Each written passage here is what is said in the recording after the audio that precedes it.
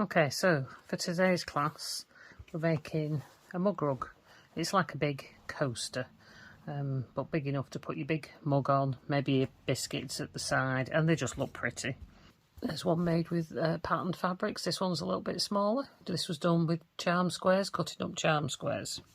So the fabrics I'm going to use today are, for this side, I'm just going to use this bright neon leaves. I'm going to put blue in the same place again. I'm going to use lilac for the binding, pink floral and a pink plain linen texture for putting for the two love hearts here. And then I'm going to use green on the back like it is on this one. So all you need is for the wadding, I'm just using a piece of iron-on fleece for mine. So you need a piece that measures 9 by 6 inches. So this is just iron-on fleece. You could also use Bosal foam or any other foam, or just your usual quilt wadding. To give it a little bit of thickness, you could use Polytherm, the heat reflective, so it can protect your tables. It depends what you've got really, but you want something that's just got a little bit of padding. You also want a piece of fuser web. This is for doing a bit of applique to attach your hearts. So this is like a double-sided glue. There's bonder web, fuser web, that kind of thing. As you can see, it's just glue, a little mesh of glue, and I'll show you how to use that. So for your backing fabric, if you cut it 10 by 7, 10 long by 7 deep, so it's just a little bit bigger than your wadding, then when we do a little bit of quilting on it, we can trim it to size afterwards. This piece of fabric here on this side measures 5 1/4 inch by 6. This one measures 4 1/4 by 6. Your binding, you need about 36 inches of binding if you're making your own. 2.5, cut a strip 2.5 inches wide by 36. A couple of fabrics pieces for your love hearts.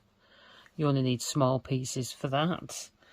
And this time I think I'm going to add some rickrack along here.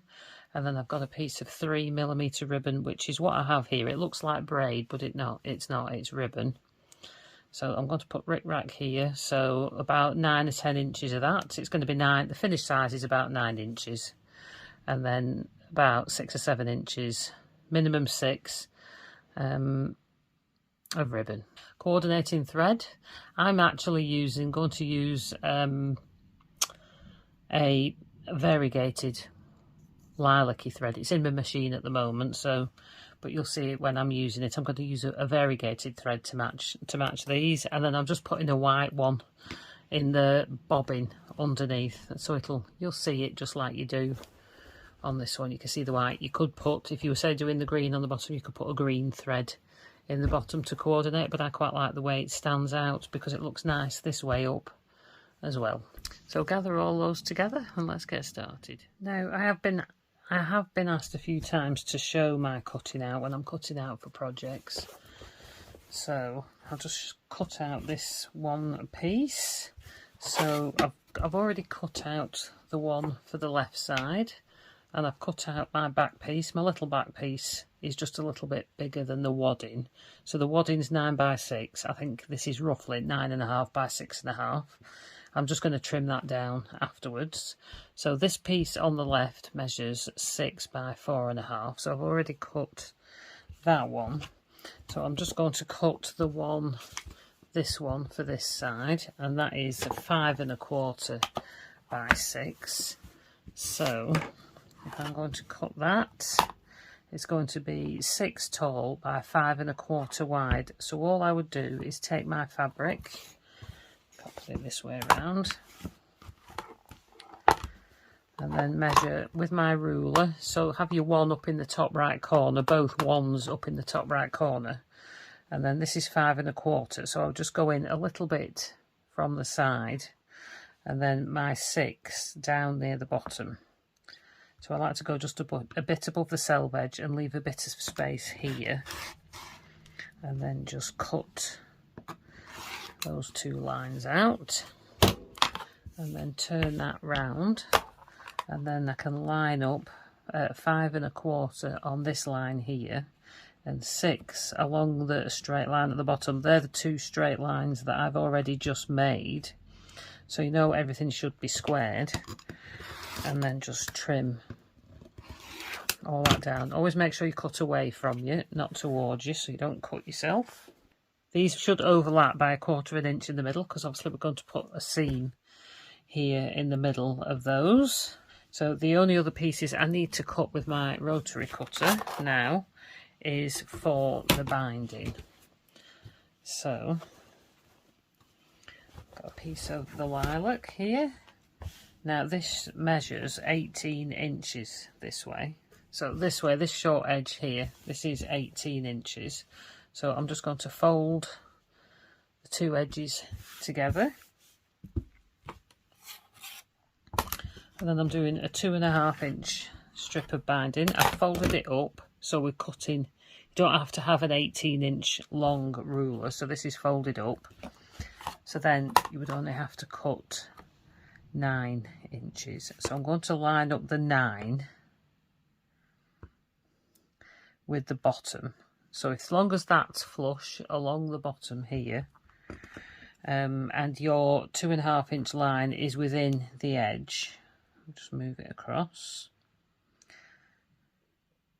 I'm just going to leave a bit of space so that I can then straighten that up if I want to do. So I want 2 of those so I can sew together to make the 36 inch. Now that is a perfectly straight line now. Trim that edge off. So there we go. So I have 2 pieces of binding that I can then stitch together to make enough to go all the way around my project later. Pick out a butterfly shape to put in the centre of the heart. I could pick this, I think I'll pick this green one. So if I cut a piece of fabric just to fit that heart, I think in fact when I do it, I'll just do it straight over that. So take your fuser web, and I'm going to draw a heart on the back of this fuser web, or you can trace a template.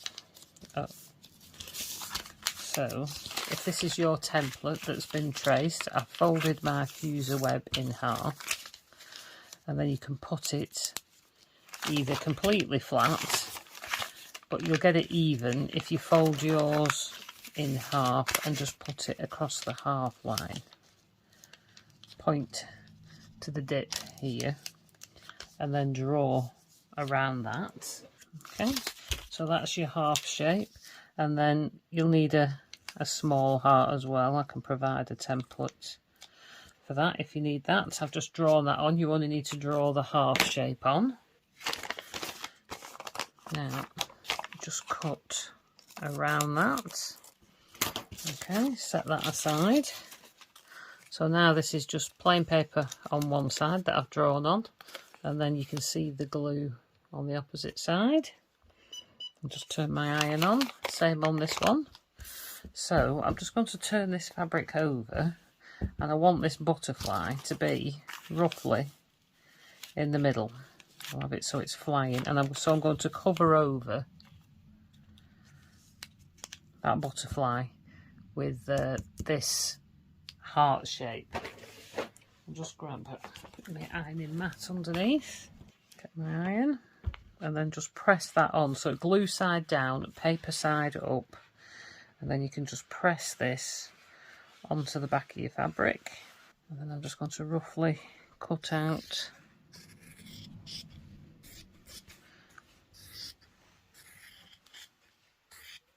so this fabric won't get wasted, it'll get used for something else. This is where your plique is good, because you can use up all those little bits.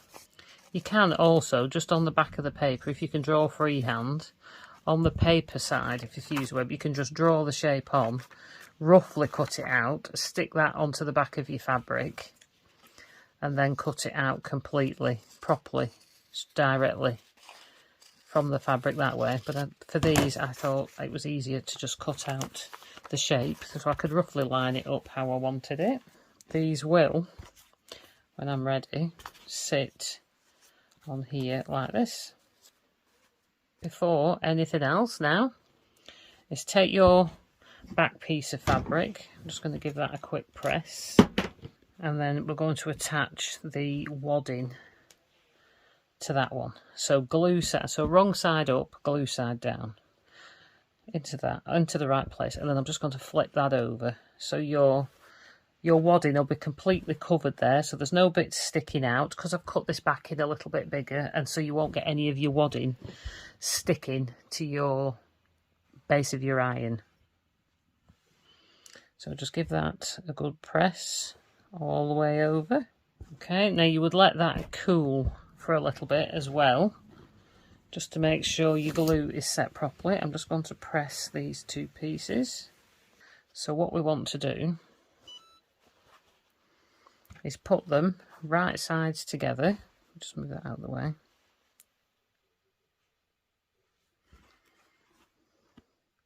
And then we're going to sew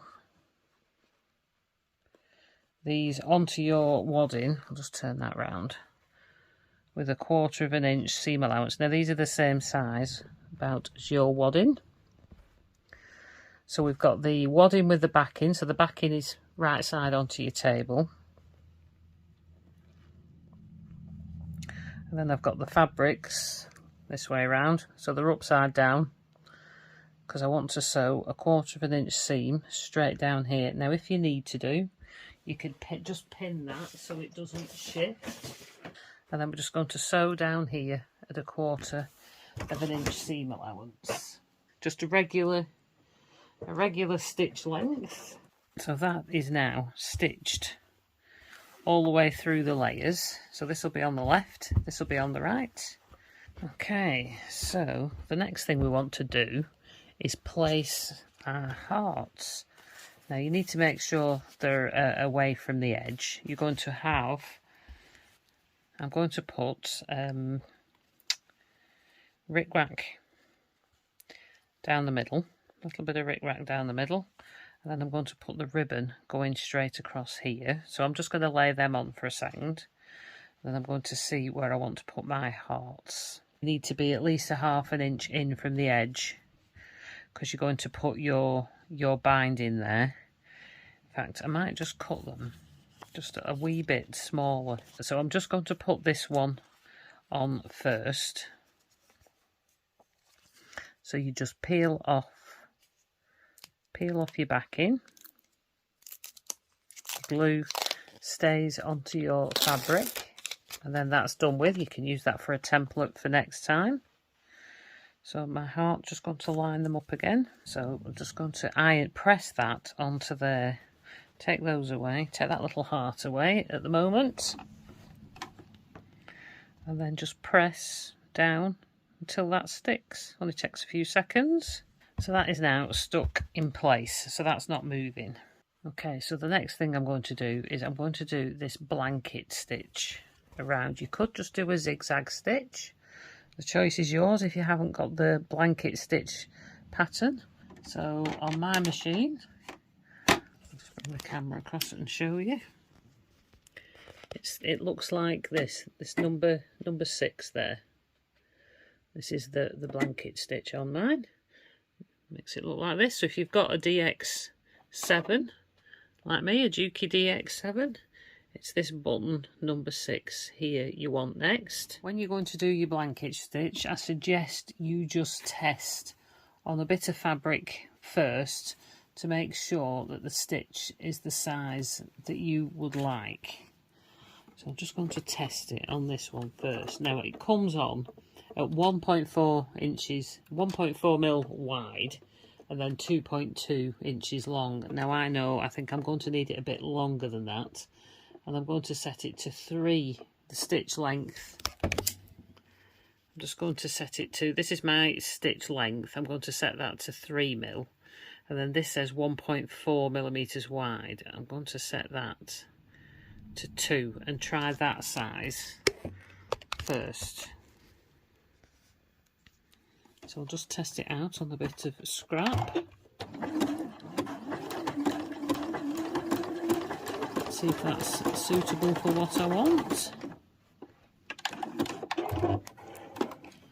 Okay, so that looks all right to me. That's what I'm going to go around the edge with. So you're going to go through all the layers here. So I've just put a couple of pins, one here and one here, just to stop things moving. And I'm going to start here. Now, when you start with this stitch, I would assume it would be the same with any other machine. The needle starts over at the right where this the edge of this stitch is, whether it's going to go down in the line. So it starts there, so you can line that up with the edge of your heart. Also, if you've got a clear foot or quite a wide open toe foot, that's a good idea to use now. It's not a necessity, but if you've got it, it's helpful. So this is a wide open toe foot. So if you've got the same machine as me or any other Duke, this is an O foot, and it's quite open so you can see your stitches.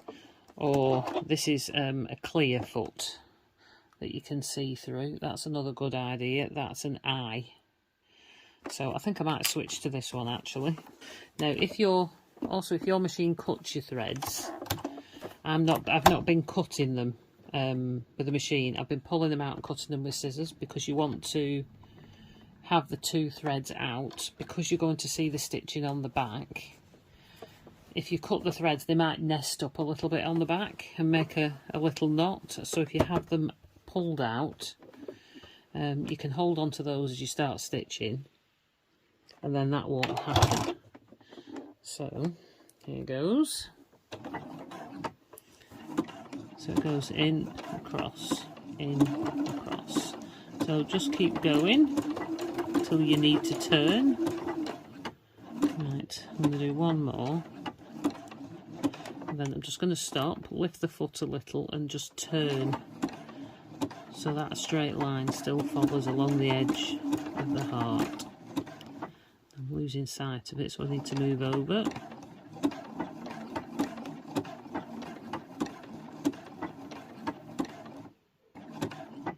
Now I'm going to stop at the outside there, lift my foot and turn, and then we're going to go across.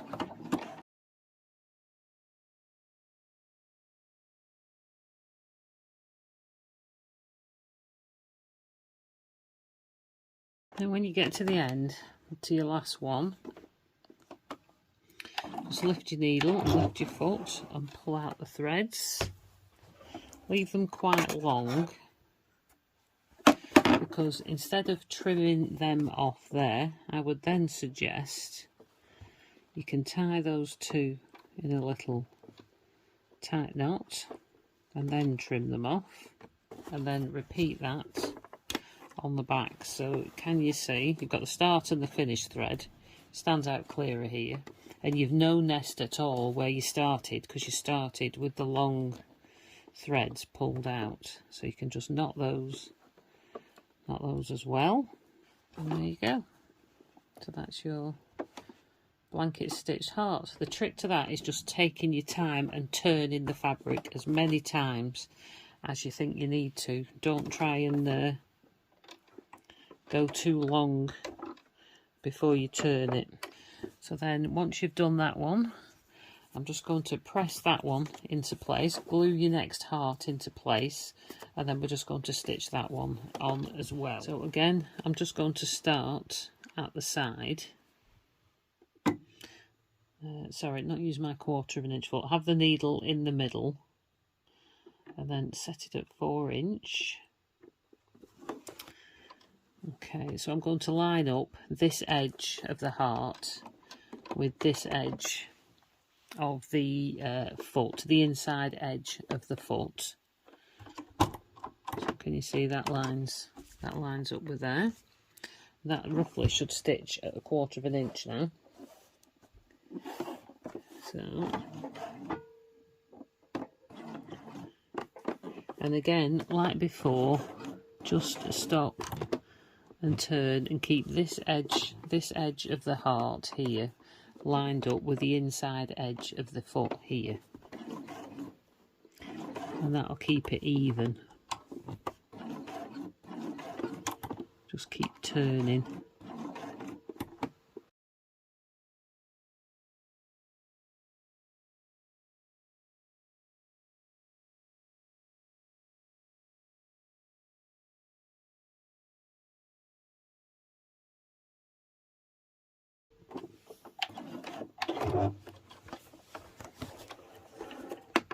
You would just tie those off.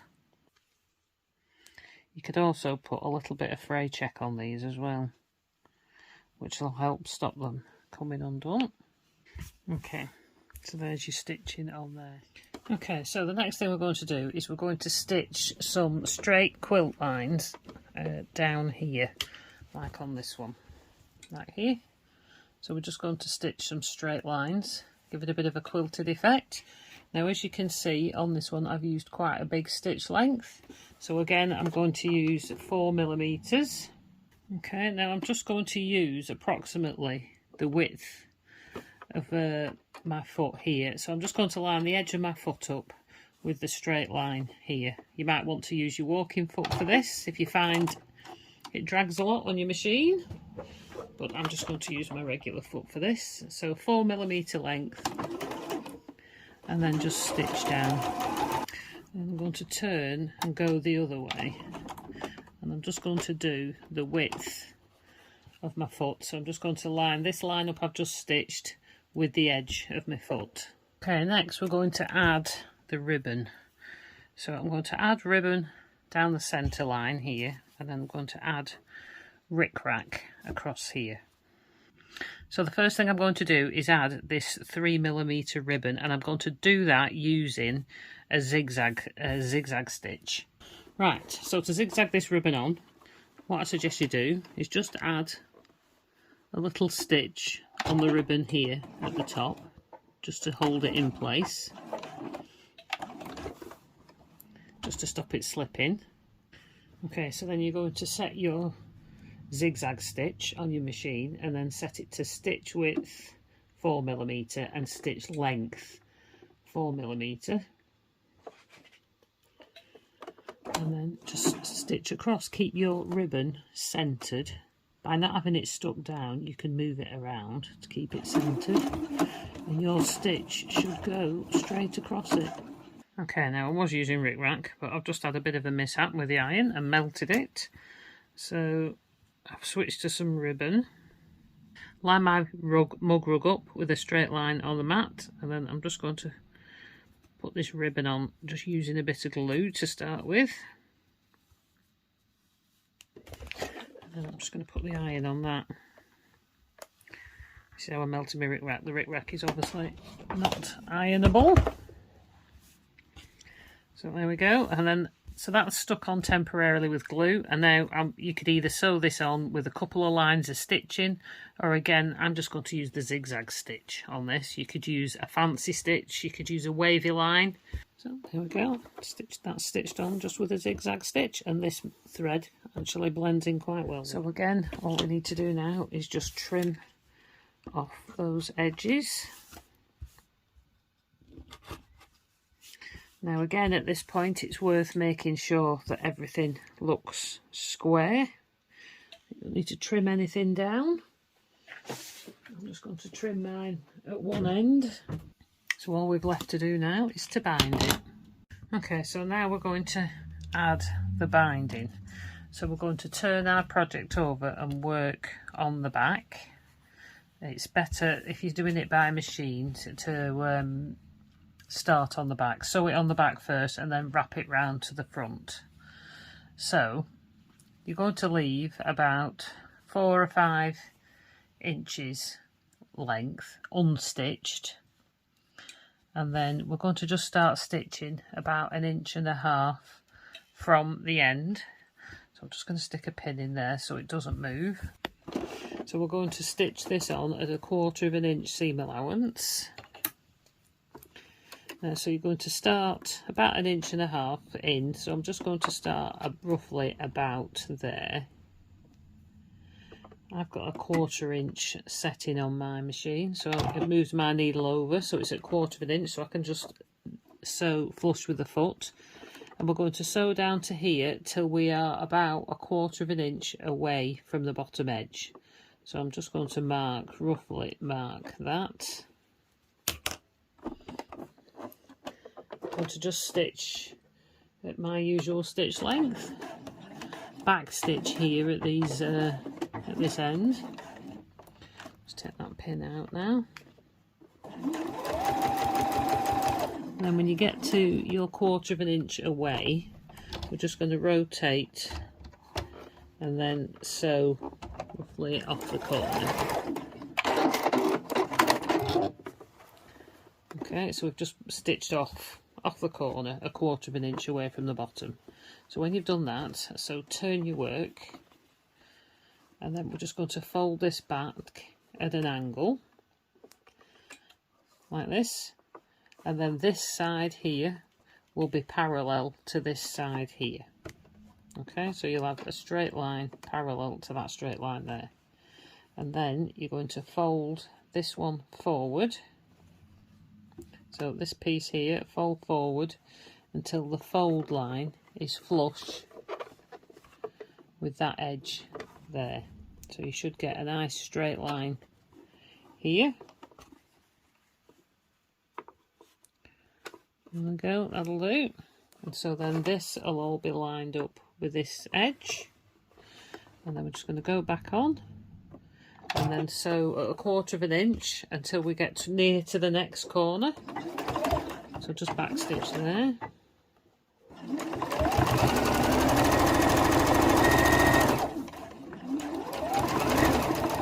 When you're nearly at the next corner, again about 1/4 inch up.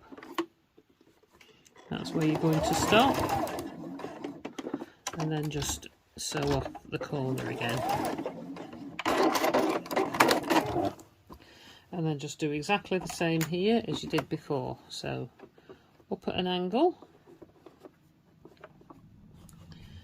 So this edge is parallel to this edge, so it's straight, and then fold that forward till the fold matches this straight edge here. And then that will run neatly across this edge.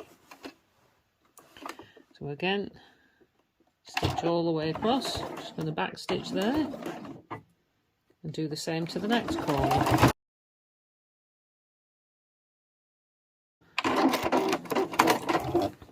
Now we're back on the bottom row now where we started.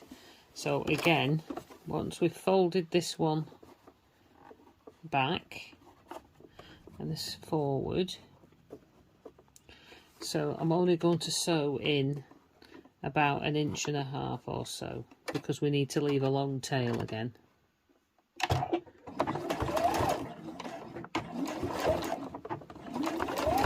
I'm just going to stop there and back stitch. Okay, now the reason for doing that is we need this space for joining our ends of our binding. So if we cross these over, the left one underneath, I'm just going to trim this one down a little bit. I'm just going to take a bit off that one so it's not quite so long. And have this one going over the top. Now you need to measure from that edge there, from here where this one meets underneath, just draw a mark. And then you're going to measure the width of your binding, which was the original width of your strips, which was 2.5 inch. So from that line, measure 2.5. And then we're going to cut, draw a line, and then we're going to cut that piece off. Okay, we drew that line, cut that off.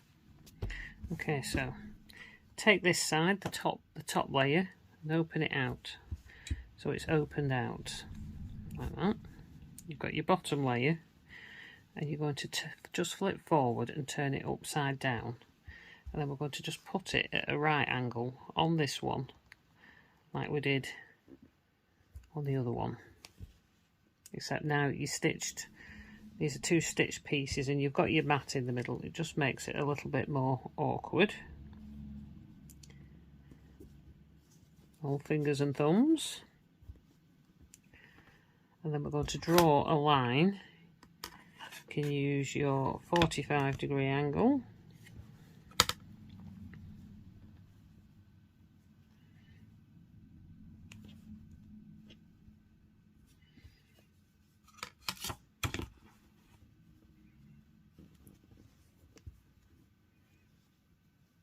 Okay, it is going to resist you because it's, like I say, it's attached. So you're going to go from this corner here to this corner here. So I'm just going to mark where that corner is down there, and then I'm going to let that go. And then draw that on. I think that'll be the easiest thing to do. You can use your 45-degree angle here across the bottom. Make sure you get it straight, so you'll be going up to that point. Okay. So open it out again. Put that one back out. So that one again, twist upside down like that. That one's face down. Then we're just going to pin these together. We want a couple of pins either side.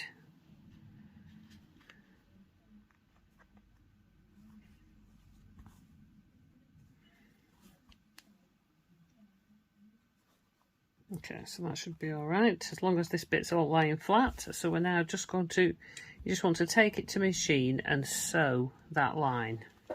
Okay, so I've sewn that line. I haven't bothered back stitching at each end, you don't really need to there. Just take your pins out and then check that you've stitched it correctly, that it's not twisted. So when you pull on it, it should lie flat like that. So if it doesn't, unpick it and try again. But if it does, then pull it back out, and then we just need to trim this excess off, leaving 1/4 of an inch seam allowance. And we'll just press that seam open as well, like we did before. Okay, so the seam's open, and then it will all, everything will just lie flat. So then we can now go and sew where we finished, where we stopped there, start again, back stitch, and sew all the way down here to where you finished, where you started here, and back stitch there as well at 1/4 of an inch seam allowance. Okay, so there we go, we're all stitched down. So I'm just going to trim off all these frayed edges. So now you've done that, so flip to the right side, and then all this binding will flip round, and then we're going to machine stitch this down. So how we're going to do this is I'm going to start probably around here. You wrap your binding round to the front, and you want to just cover your stitch line, either sit just on or just cover it, and then stitch about 1/8 of an inch in, and then that should sit on the binding on the back. I've just got my tweezers, you use whatever you find you need. So I'm going to start about a couple of inches in, I'm not going to start right on the edge. And then, so as you can see here, if you bring your binding just to that line, and then I'm just going to sew about 1/8 of an inch in. Don't go way past your line, because otherwise your stitching will end up on the back of here instead of on the binding. So you want to just touch that line so you can't see it, and then if you stitch 1/8 of an inch across, you will be on your binding on the other side. Just do a couple of stitches, back stitch, and then I'm going to switch to my 4 mil stitch length. Now before I get to the corner, just going to fold that in. Fold it flat here, so you've got an angle, and then fold it up. Should give you a mitered corner here. So if you push it flat, you'll have an angle there. And then I'm just going to hold my tweezers there and push it back across to my stitch line here. And that should give me a neat corner. And just hold on to that.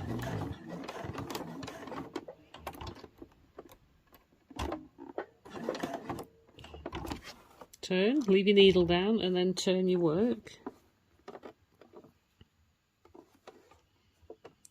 So then we're on the next side, just so it covers your stitch line. Might need a bulky seam made there in the corner. Okay, there we go. That's all finished. So it's, I think I've missed just a little bit. It's pushed back just there. You could unpick it from there to there and pull that forward a bit and just tuck that down, and you'd barely notice that you've done that. So you could just unpick that bit. And then on your back, your stitching should be on your binding all the way around. Now this one I pulled a little bit further over, so my stitching goes a bit further onto my binding, but invariably you don't look so much at the back anyway. But it's all completely on. You get better at this with practice. So this looks pretty neat round the front. I'm quite happy with that. So there you go. I hope you enjoyed making your mug rug.